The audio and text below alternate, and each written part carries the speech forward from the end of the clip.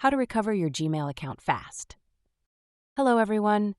In today's video, I'm going to show you how to recover your Gmail account fast, whether you've forgotten the password or can't access it. So watch this video till the end. Let's get started. The first thing you need to do is open your web browser and go to gmail.com. You'll land on the Gmail sign-in page. Start by entering your email address or phone number, then click on Next.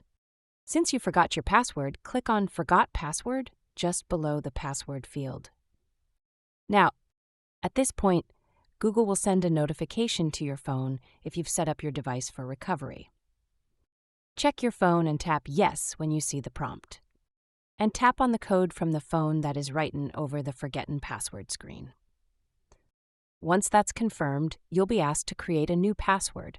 Make sure your new password is strong, at least 8 characters long. Type the new password, retype it to confirm, and click Save Password. Now you can log into your Gmail account using your new password, and that's how you can quickly recover your Gmail account. If this video helped you out, give it a thumbs up, and don't forget to subscribe and press the notification bell so you never miss our next tech guide. Thanks for watching, and I'll catch you in the next one.